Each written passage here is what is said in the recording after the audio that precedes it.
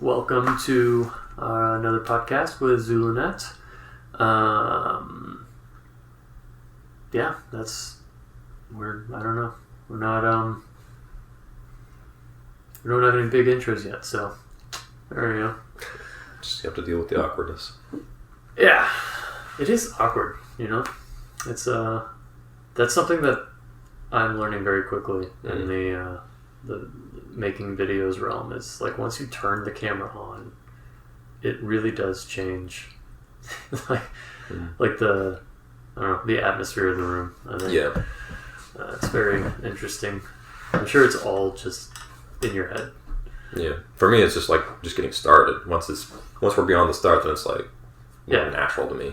Yeah, totally. Yeah, that's the thing, is you just gotta like relax, kind of get the icebreaker. Maybe we should have some stupid dad jokes to start off the. I could be on board with that. Yeah, maybe that'll work. Maybe that'll work for us. You know, mainly. Maybe our audience would benefit, but you will like our dad jokes. Yeah, I have a feeling that they would be suffering for our benefit. But hey, we're all in this together, so yeah. So how you doing? How you doing today? Good. I'm already thinking about dad jokes now. You got any off the top of your head? I do. It might be kind of long though, but yeah.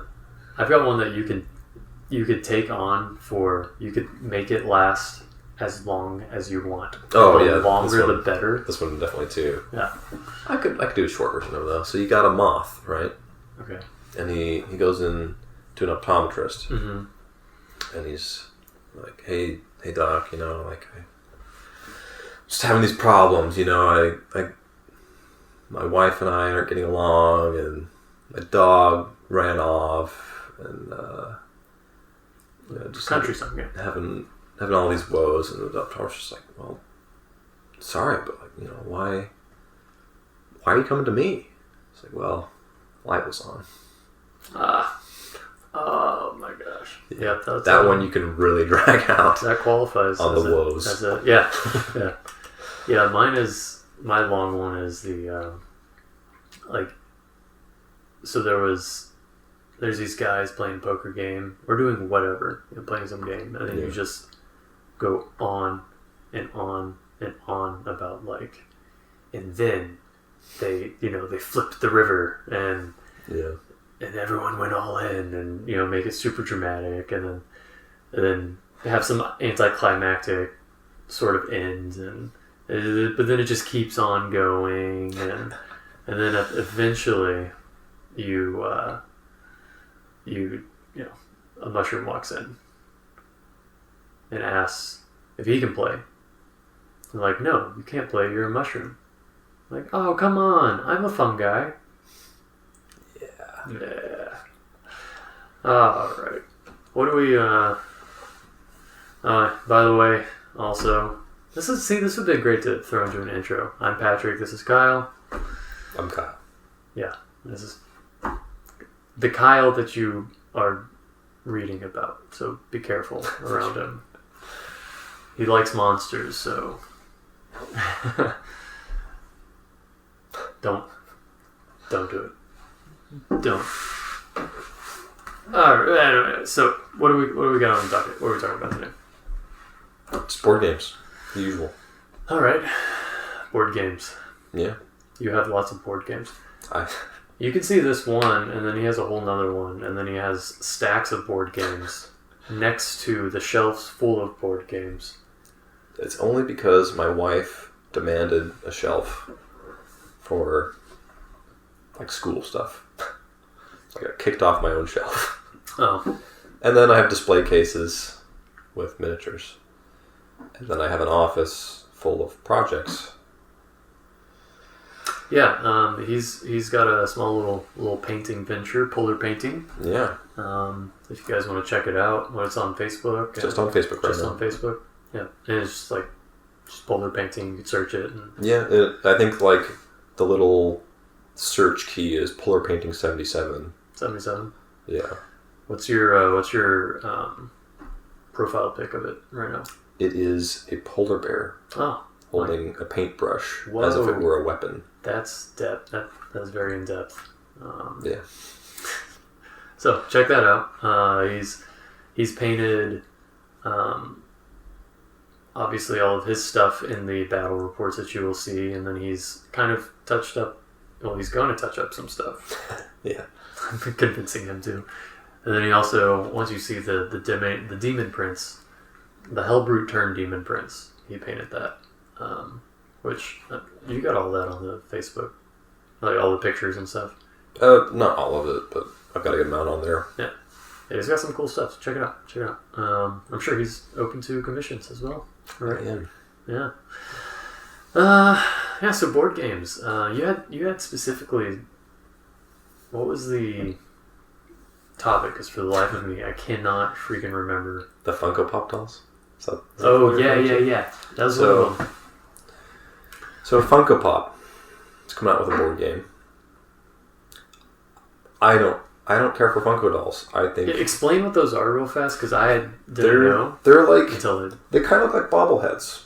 They're like you got the little body, and then you have this out of scale head with like not very detailed features. Yeah, just detailed enough that you can make out like, oh yeah, it's that character. Yeah, very very cartoonish looking.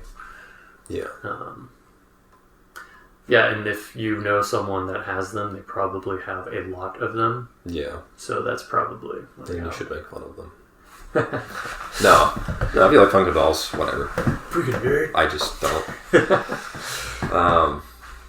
But they're coming out with a strategy kind of battle royale board game. Yeah.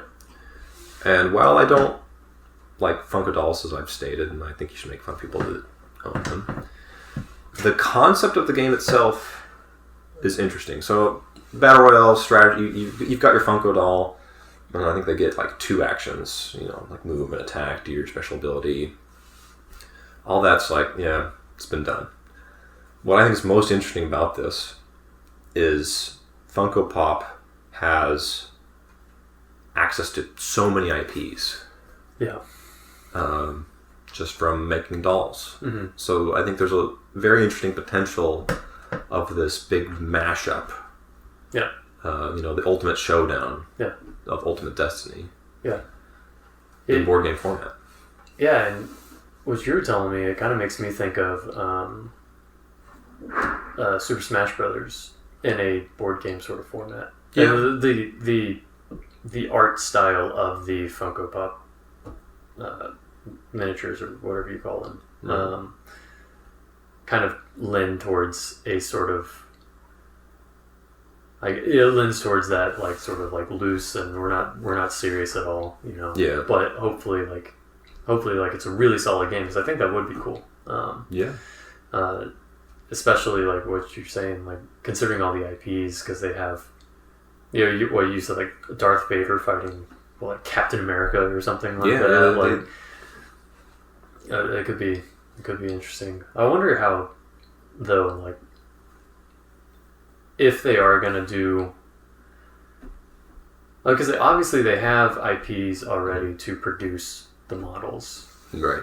I wonder if they, had some foresight and worked some sort of way for them to go ahead and use those IPs under the the current agreements that they have, or if they have to go back, and then are they not going to be able to get some? Right. I'm sure that's just the sheer amount of IPs that is a daunting task for legal, at least, to go through. And they might run into something interesting. So when Wreck-It Ralph was being made, you had like Nintendo, so you had video game characters, and they're IP protected, and their creators started to get into these petty little fights about like, oh, my character, next to Bowser would be much bigger. Yeah. Just getting into that. So I'm curious if they're going to run into that at all, where it's like, oh, Darth Vader would be so much stronger than Batman. Like, yeah. I'm curious if they're going to run into that at all. Well, because if you really want to take it that far, and this might be throwing fire on the flames for some people, but like Superman, for instance, unless you have kryptonite, you're not beating Superman because he's Superman. He's just like infinitely strong, you know. Yeah. So theoretically, he would be able to just toast pretty much everyone. Right. But yeah, no, I mean, I'm sure that would make just that in and of itself, though, would make a lot of extremely interesting conversations. Yeah. Because that's always, you talk about any sort of any video game, or not video games, but like comic book stuff. The water's going. Sorry for the noises, by the way.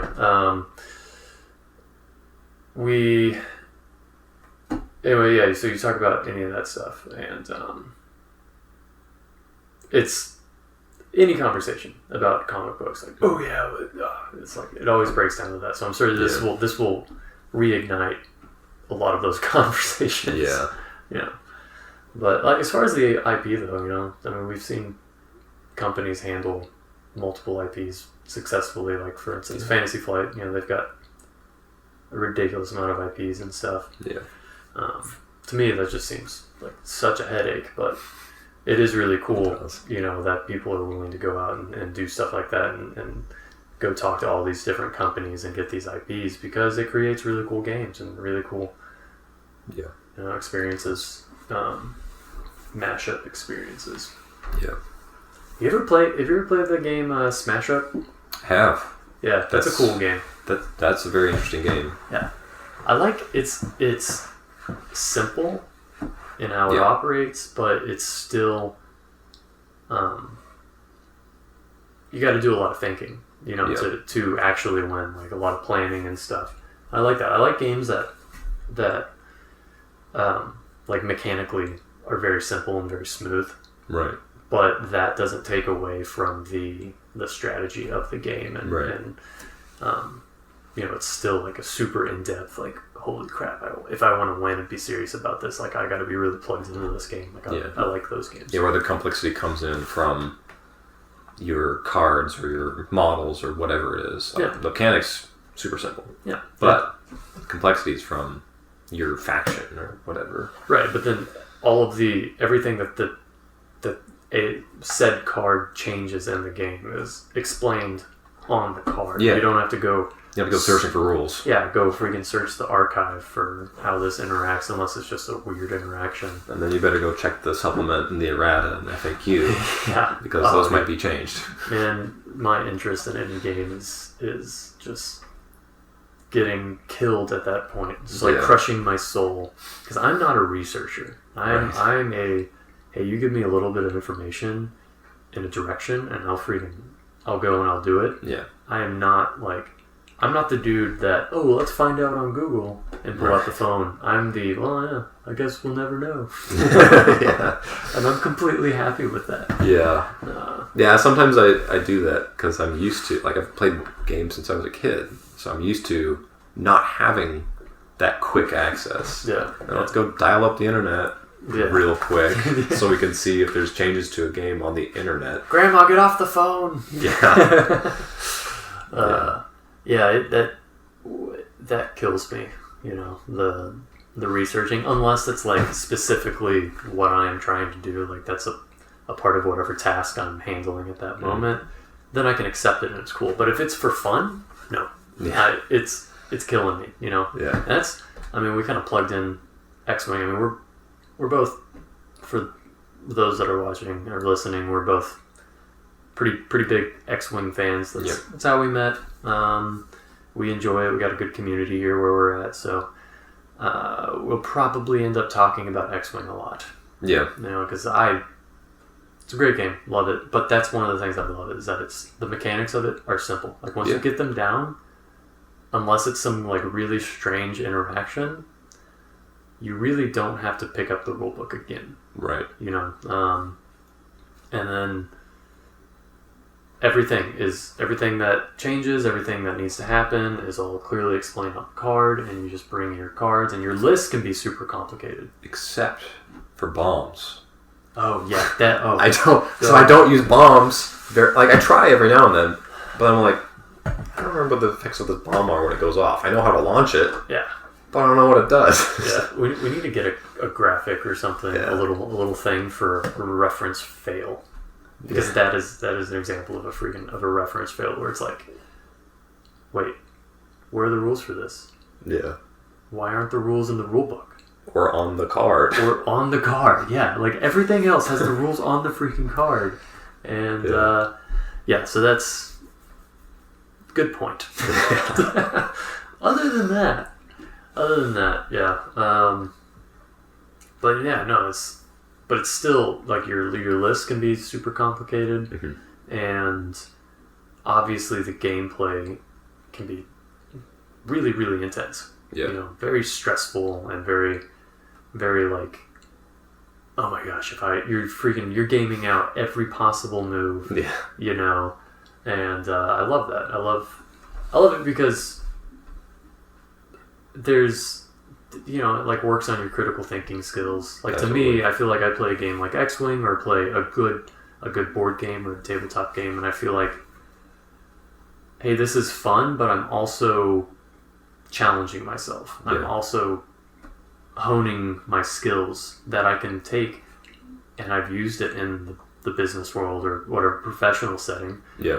You know, I've gotten sharper. I've gotten to be able to process information quicker. Just because, for fun, as a hobby, we go and we play these super complex games. Right. You know, or just like sometimes I feel like I just go be a lawyer, trying to get into the rule books on something and be like, oh no, see, but the wording here, this, you know, like, because of this one word, like, we could go be a lawyer, we could go be, you know, all these different things. It's funny how that works out. Like, you don't realize sometimes the importance of words and grammar until you're looking at a rule set or something. It doesn't have to be games, just a rule set. Yeah.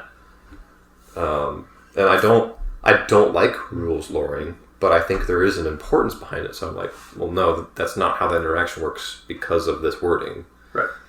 Like, and it's kind of like a lot of it reminds me too is, you know, when you're looking at a weird rule or like some expansion or something that comes out and there's some weird interaction, we're like, whoa, why did they say that way or whatever? And then you have to go back and you have to look at not just what this one rule says, but you have to look at the rules as a whole, you know, a lot of times, and find out, well, they have this wording here, here, and here, but not here, so that means that this probably departs from the normal flow that this is currently conflicting with, right?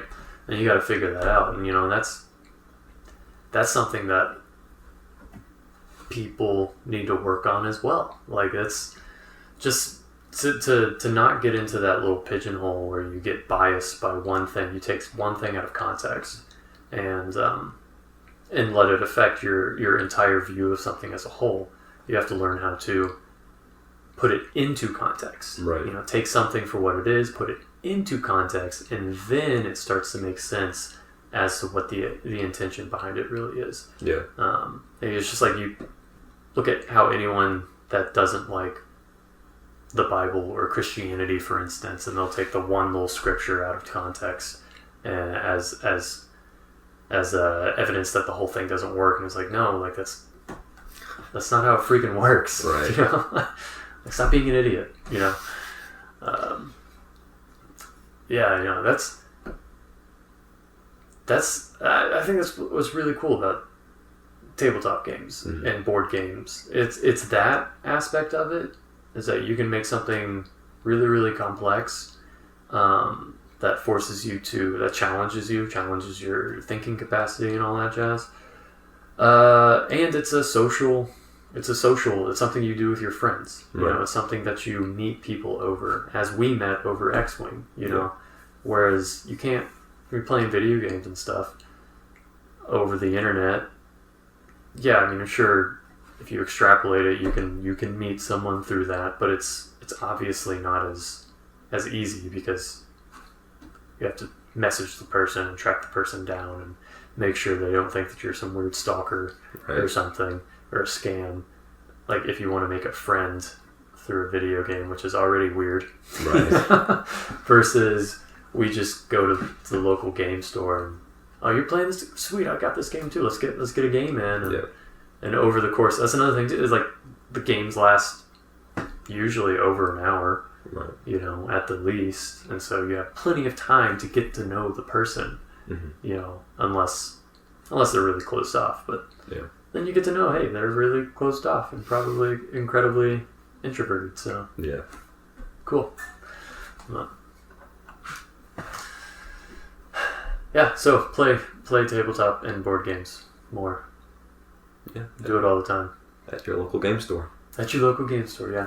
What is it? The friendly? Yeah. Some people leave the F off because they're like, that's not friendly, it's just my local game store. Yeah, friendly local gaming store. That's the acronym, right? Yep.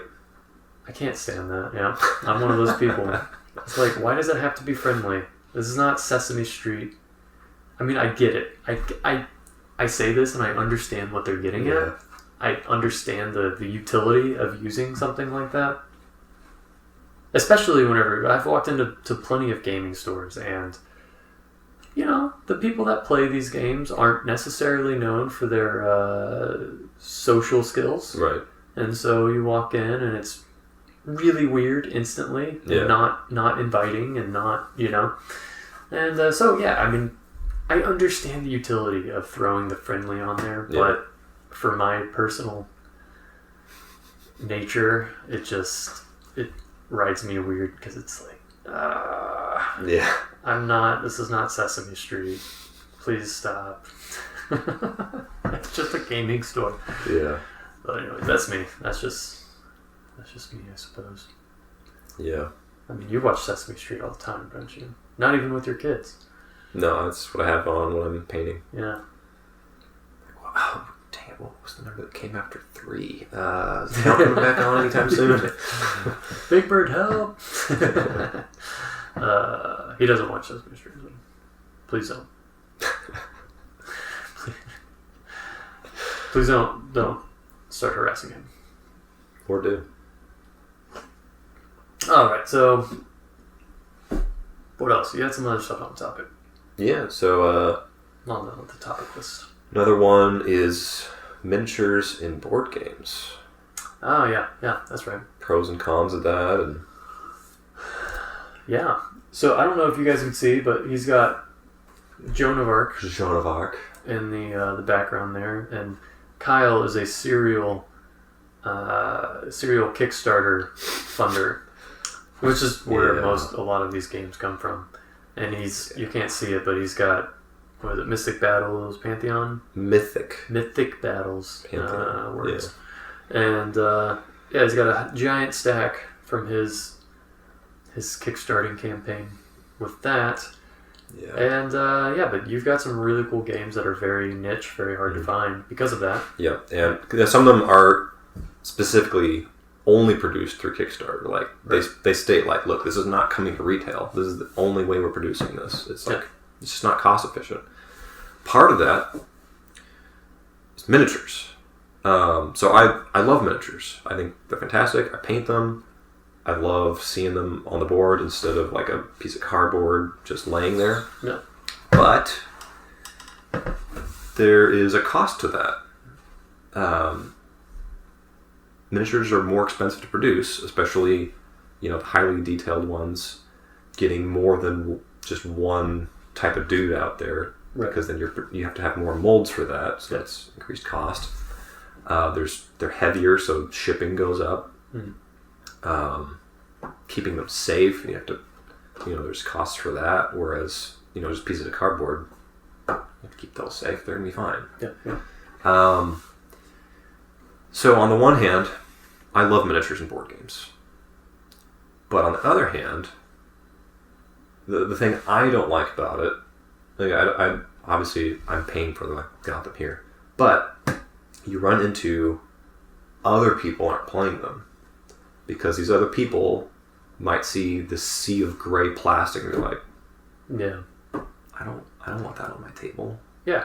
Well, that's a huge reason why a lot of people don't get involved in these games. They're not the hobbyist. They just want to play a game, and there's a very big difference between the two. The hobbyist is someone that's willing to put the time in, willing to sit down and actually paint Yeah. all of this stuff and get it ready Mm-hmm. and spend hours and hours and hours of time just to get to the point of being able to play the game, Right. properly or whatever. Yeah. Yeah, because or they might get the game and be like, I'm going to try painting out. And then they realize, oh my gosh. First of all, I paint like crap because it's the first time I've ever painted. Yeah. Second of all, these paints aren't cheap. Like, even if I just go to the craft store, I have to buy a lot of paints. Yeah, and like the more you get into painting, the more paints that you need, because you're like, you want to work on highlighting Mm-hmm. and all these different effects and stuff, and yeah, the number of paints that you need it just starts exponentially going up. Yeah. And then, or maybe they'll look into that and be like, nah, maybe I'll just pay someone to paint it. And then they go and look for commissioned painter, and they're like, oh my gosh. Yeah. It's how much to paint one guy? Yeah. That's ridiculous. But they're not realizing these commissioned painters have put years of experience. They've got their paint supply, their brushes, all that supply, all that overhead. Mm-hmm. And on top of that, then they're putting however many minutes or hours into that one figure. Right. People don't understand that. Yeah, that's huge. I mean, like, think of it this way: think of how long it takes you to paint any said model. Sure, a commission painter is going to paint that faster, but then again, hopefully it's going to look way better than anything you could do. Right. So you're already going to be looking to pay for some sort of premium just from that experience and skill, like you mentioned. But then think of how long it takes you to paint it. That's generally going to be the same amount of time that they're going to spend on it. Mm-hmm. And then think about like, what is a decent wage hourly for a skilled craftsman or artisan or whatever. Yeah, it's usually starts at $20 an hour. Oh yeah, I mean, and think if this person's doing this full time, well, they're doing it full time, which means that they got bills to pay. So yeah, you really are, like, it does seem ridiculous until you actually think about it and then think like, wow, this is yeah, I mean, it makes sense that it would cost this much per model. Yeah. But obviously, especially for people that just aren't familiar with, because like I said, like, think about how long it takes you to paint it. Well, if you've never painted a model, you have no idea how long it might take. Yeah. And so yeah, it's very off-putting to people that are not currently involved. So there's that aspect of miniatures. So you end up with people who don't play these games, and like people like me are like, oh man, this miniature game's amazing. I want to introduce people. I think miniature games also tend to be more complex. Not necessarily, but I think usually they are. It's kind of like their average. They're on average more complex than a card game. Yeah. And so I think it's harder to get other people involved in playing that game. Yeah. Yeah, it's just kind of like, if you're at the point of making a game with miniatures in it and going through that, then you're not. I think that there's probably like a certain, like, a project momentum that goes into that, like the amount of time it takes to design all these things and just get the miniature aspect squared away. Like, you're already, there's gonna be an expectation for this game to be more than shoots and ladders, right? Otherwise, that would be incredibly anticlimactic. You pull this game out and it's like super in-depth miniatures that look really cool, and paint them up, and all the cardboard is like high quality and all of that, and then the rules are just dumb. It's not even a game. There's a one of the friendly local gaming store proprietors that I know. There's certain games that he's just like, no, that's not a game. Like, because how you win the game, like, there's no skill involved in that. It's purely like chance or a social party type of thing. You know, like apples to apples. Apples to apples. Yeah, it's like he would be like, no, that's not a game. I agree, and I agree too. Yeah, exactly. Like a game to me is something where I'm trying to best my opponent through objective criteria that I can manipulate to my favor and figure out a strategy that works. You know. Yeah. Whereas apples to apples, it's like that's not. It's based on whims of people you're playing with. Yeah. Or like Munchkins. And Munchkins is a really fun game if you're playing with the right person, the people. You know, if you're not playing with the right people, it can be kind of brutal. Yeah. But it's a really great game. But it's obviously from the artwork you can tell it's a parody. Yeah. And the game lends itself to that as well because it's very lighthearted. Like it's a perfect like party game. Just sit and have some drinks, have some beers, and relax with your friends, and you know, wait for the first person to reach level 9 so that everyone can crap on them. Right. Yeah. and then someone else is just lucky and wins. Yeah. You know, like, but that's fine because everyone that plays that game more than a couple times knows that that's what's going to happen. Yeah. And that I'm not playing. You shouldn't be playing Munchkins to walk out with the win. Right. You know? Yeah. You should be playing Munchkins to have a good time with your friends. Yeah. You know, that's. I think I saw a big tournament or something with Munchkins. I was like, yeah. They're actually there are tournaments for it, and I don't understand that. Like how. Like, you already have a degree of probability and chance because it's predominantly a card game. Yeah. And there's ways to mitigate that. And, but it's still probability and chance. Yeah. On top of, like, I've never actually looked into these tournaments, so I don't know if is it just like 2 people?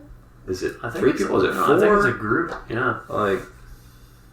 But, actually, that being said, it might be really interesting for a certain, depending on what you're looking for. Yeah. You know, so like when I was in college, we played Risk all the time, and we actually developed our own Risk board, which you'll see the Great Game board is what my own like custom, it was supposed to be a Risk board.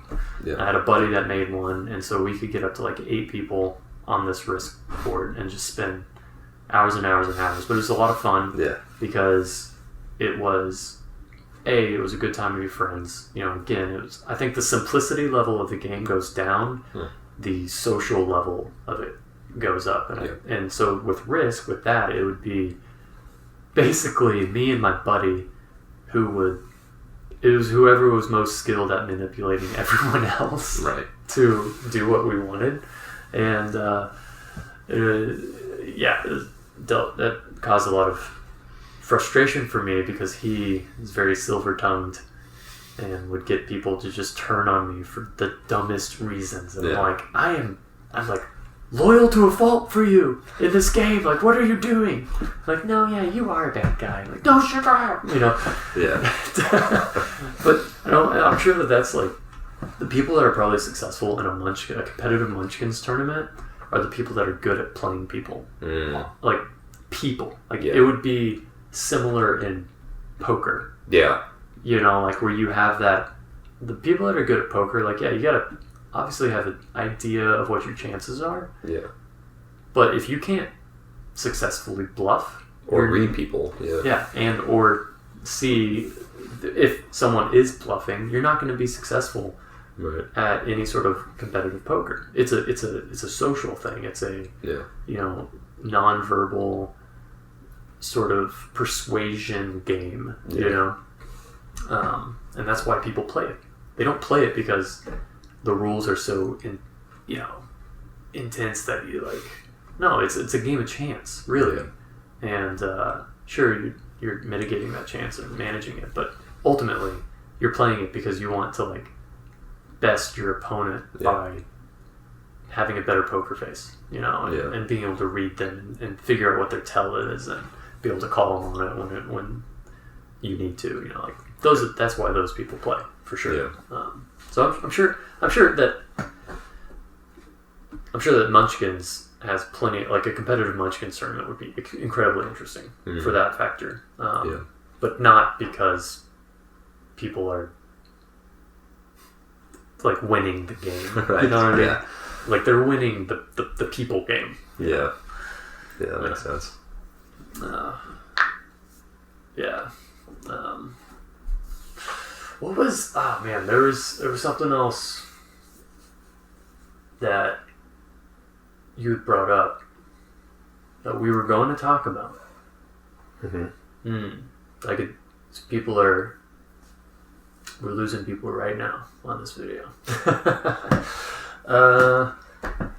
Yeah. So one of the things that we did recently is great game. And we need to go through. I think with the great game, that's just going to be, we're going to have to put the rules up and just let people, like, to talk through what's going on. That's going to be an incredibly long and boring video. Yeah. We just let people figure it out. And, have that level of mystery, right? Right. But, great.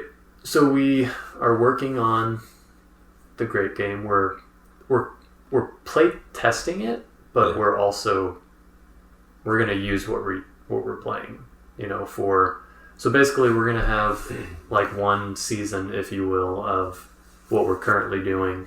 And that's going to be our chance to tweak things and balance things. And we're going to go ahead and put it up so you guys can see like what we're doing and whatnot. Yeah. We want you all to be involved and have comments and stuff like that. But we want to work out all of the flaws and all the kinks so that we can do a much cooler, bigger one later on. Yeah. So we did our first little round all the way up to a battle of Great Game. And just a little recap, Great Game is, we're taking Warhammer 40k, we're throwing our Tactical Warhammer mod onto it, which you can see in our first podcast, a little bit about that. But that's just the gameplay, but then we're adding a strategic level to the game, so that you essentially imagine Risk or like Rome Total War, if anyone has played any of the Total War games, where you have your God's Eye view, your big armies going around, and a little bit of economy. Yeah, a little economy. And we want to eventually work in a lot of really cool stuff like diplomacy, kind of the neutral factions. Yeah, being able to do like some shady, like irregular warfare type stuff. So people can get their ranger on. Yeah, get some spying. Yeah, spying. I'm already utilizing spies. Mm-hmm. Definitely. And we want to take this as far as we can take it and make it as cool as we can make it. But anyways, that's all it is. It's a strategy level. Imagine just a board game played out, but then when you go fight the battles, you go into Warhammer 40k, in this case, Tactical Warhammer.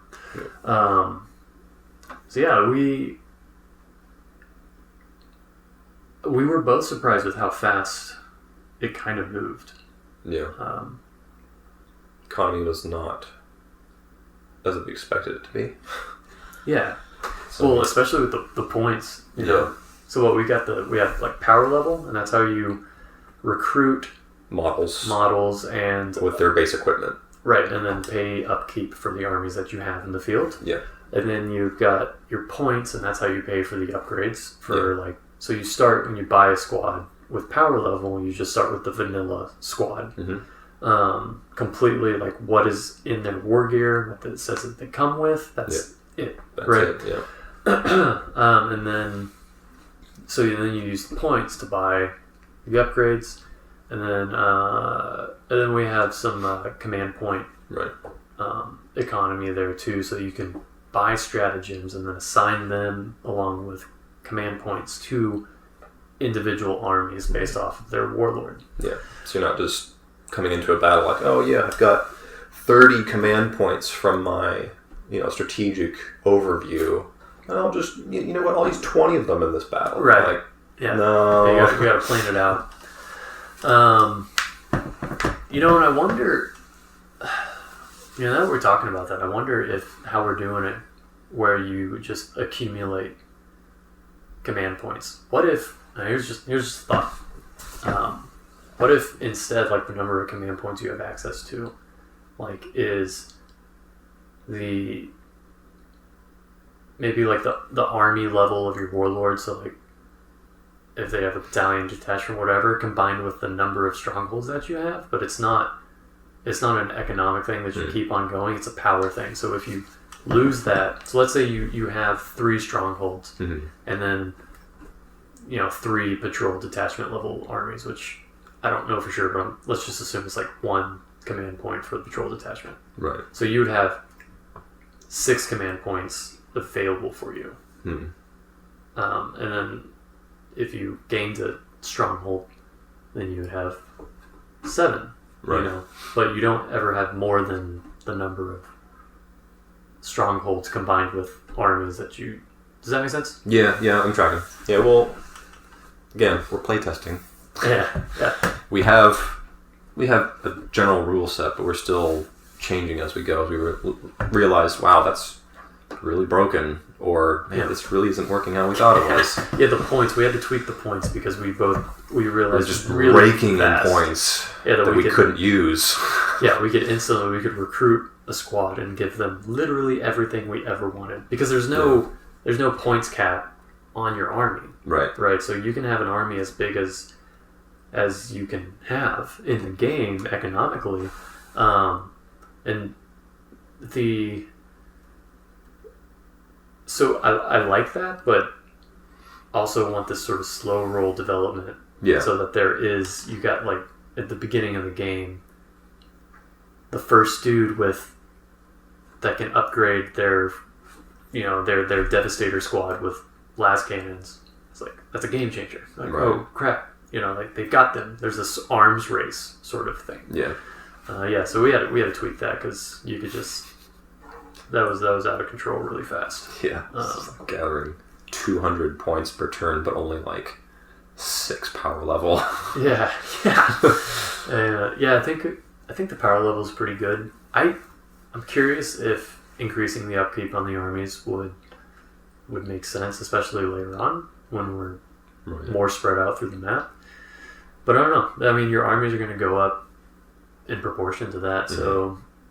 Yeah, it does get, like, exponentially. So, like, a patrol detachment is half a power level. I think a battalion, if I remember correctly, is, like, detracts 2 power level. Oh, okay. So it's significantly more. Then that might work really well. Yeah, and I like that. I like that you have to pay for those armies, because it's like, in real life, you got an army on the field. You're going to have to provide for them. So we played, and one of the things that we were talking about was having, like you mentioned, with neutral factions, throwing in neutral factions and having some sort of like diplomatic mechanic, where, so if it's just me and Kyle playing great game, then we have, the map is filled with all of these, because our armies are showing up to a world that's already populated, sort of thing. Right. And duking it out. And so we can have the diplomatic thing where, depending on whatever the mechanics is, we haven't developed it that much. We just started talking about it this morning. Depending on that, dictates your relationship with said faction or said nation, and then you could end up going all the way to being at war, which in that case, if I was at war with a nation and I like invaded them and there was a battle, then obviously you would fight. You would play their forces. Yeah. Something I just thought about. Their armies would probably have to... We'd probably have to have some sort of like maybe cookie cutter template for how they raise their armies. Right, yeah, some sort of AI. Yeah. I wonder if we could keep that, because currently I don't know what's in his armies and he doesn't know what's in my armies until we fight and or spy on each other. And even then, you can't get all of the information about an army if you spy. General information like how many units do you have, or how many troops do you have, or how many characters do you have. Right. And so like we played the great game up to a battle, and then we had no idea what armies were going to be fighting, you know. So it really we still don't really know. Yeah, and it adds a lot of I don't know. It's just like, holy crap! Why is he moving with that army? He's being really bold with this army, so that must be really big. Right. Oh my gosh! You know, like my big army's not there. You know. Right. And I did spy on your army previously. Like it was a few turns ago, so I was like, all right, it's 3 units. Nothing crazy. Mine's 3 units right now. It's fine. Yeah, but I was able to bolster my forces a little bit. Yeah. Hopefully, I'm really curious because I'm gonna have a lot of models, but a lot of them are not going to be very high quality troops. Right. You know, and you've got probably a lot less models, but way higher quality. Troops. And maybe some surprises. Yeah. I'll see how that goes. Yeah. But yeah, no, so I'm really excited. Like, oh man, when we were getting it out and setting it up, dude, I just started getting just really, really excited. Yeah. Like a kid in a candy store, you know. It's like, man, this is happening. Yeah. So there's a little insight into what we're doing with that at this stage. Yeah. And we definitely want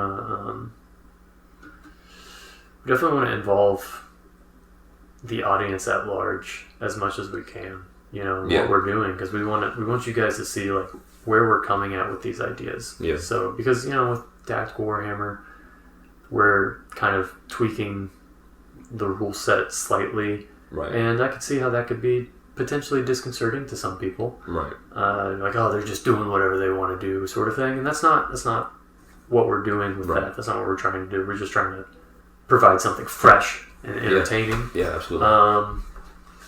But if you guys can see kind of where we're coming at with some of these ideas, then it would be, I think it would be a net gain for everyone involved. And as always, like, give us suggestions. I was kind of wondering about this. I haven't heard from the camera. I guess it'll be an audio podcast. Yeah, so I was like, did I hear the beep? I don't know. Yeah, I think I'm going to be going and potentially looking for another camera. So, yeah, what just happened if you're watching on the YouTube and the video blacked out for however long it has. Let's get a nice picture of something to film. Yeah, a little montage of. Yeah, we could throw this something like that. Put some B-roll in. Yeah, some B-roll footage. We're sorry. We're figuring it out. We'll get there. Just stay with us. Yeah. Stay with us. Yeah, but what else? Anything else? I think that's all we got right now. Yeah. Well, if you're still listening, thank you, and sorry for the video blackout. You know, hopefully you guys found this interesting. Please let us know how we're doing in the comments. We're again, like the quality of this, like we're getting our game together. Yeah. It might seem slow, but there's a lot of videos that we've already shot that we've had to scrap because of issues, and we're trying to just push forward, and you know what, just go ahead and see how it goes, and let's figure it out as we go. So we are, just know that if the quality of all this stuff bugs you, we are like very actively looking for better solutions and trying to figure out how to do this, because this is pretty much our first venture into stuff like this. So never done videography or editing. Yes. I haven't. Yeah, me neither. please stay with us and know that it will get better. But yeah, no. So thanks for tuning in and listening and watching, and subscribe. We'll have all the tags of everything and his polar painting up in the kind of the credit roll of this here video. Yeah, check out what all the other videos that we're doing, the great game and the battle reports and stuff like that. Hopefully you guys think it's as cool as we think it is. Yeah. I mean, if you guys think it's half as cool as we think it is, then we're doing pretty good. Yeah. Because I think it's really freaking cool. Yeah. Yeah. Any last words, Kyle? What? Don't read into it. No. All right. Well, thanks for tuning in, and you guys take it easy.